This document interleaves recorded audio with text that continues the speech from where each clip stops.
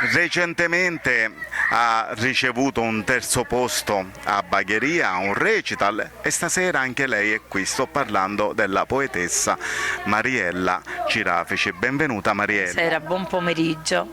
Allora, questa sera tu che premio hai ricevuto?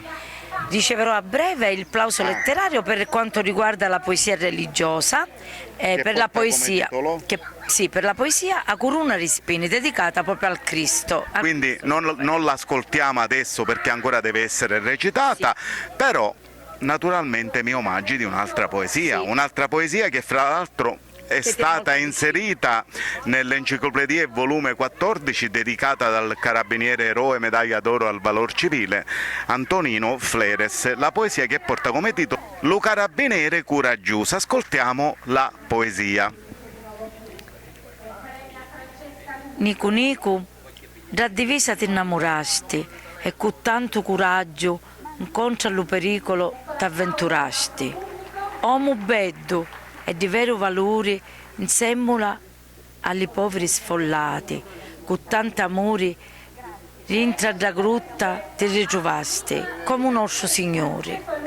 Generoso e di gran cori, questa tinta morti, a tua vita così una via a finire. La mala sorte non tagliò né divisa né età, ma t'arrubò una madre che no paeseddo che ancenna addolorata t'aspettò per sempre da. Questa poesia che hai scritto è in dialetto siciliano, anche se tu spesso scrivi in lingua italiana. Come fai a decidere se scrivere una poesia in dialetto siciliano o in lingua italiana?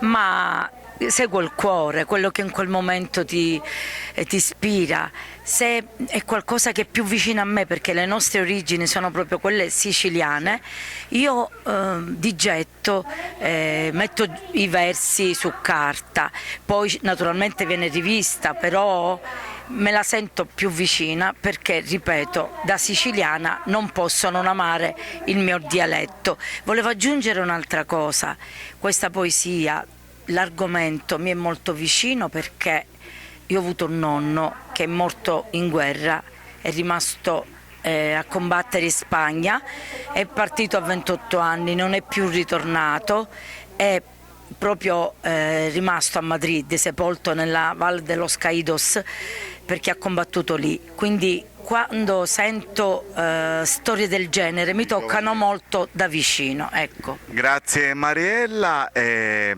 continua a regalarci emozioni con le tue meravigliose liriche. Grazie a te. Francesco Billeci, editore, poeta, Grazie. e chi più ne ha più ne metta. Grazie. Grazie.